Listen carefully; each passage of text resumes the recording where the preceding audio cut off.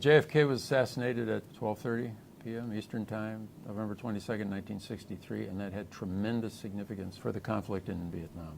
Throughout 1963, John Kennedy is telling his Secretary of Defense, McNamara, who will continue under Johnson, he's telling McNamara, I want to get these people out. McNamara gets it. He figures, he didn't get it at first, that Kennedy was really committed to withdrawing, but he got it. He's going to implement the withdrawal. Kennedy is suddenly dead. Johnson's the president. Within 72 hours, the message is completely different. They have a meeting of the security people. There's McNamara, there's the Secretary of State Rusk, there's George Bundy. All stay on, and Johnson says, I am not going to lose John F. Kennedy's war. We're going to win this war. Now, they've never heard this from Kennedy. Kennedy never even thought in terms of winning a war in South Vietnam. But Johnson is terrified of losing Kennedy's war. He's also terrified of losing anything.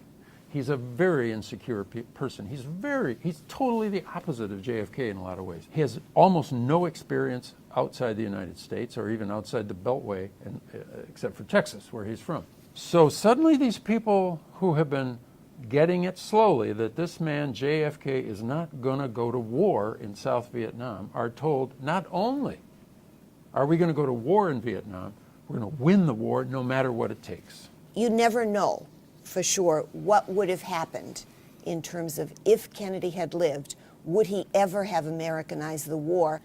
Our reading, based on how Kennedy had dealt with Cuba, Laos, Berlin, all other hot spots around, was that when he's pushed back is against the wall, he figures out some way to still maintain U.S. foreign policy goals without the introduction of U.S. troops.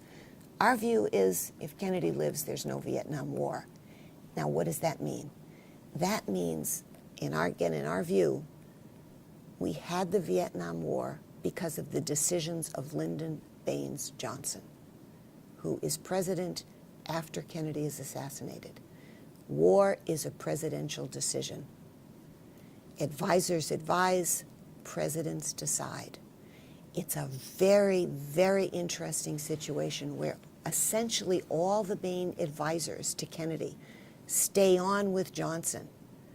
The advice they're giving to Kennedy, they give advice to Johnson. Now, they change because they know who's in charge and how they're going to respond to their new leader and so forth. But Kennedy was getting hawkish advice. He said no. Johnson gets hawkish advice. He says yes.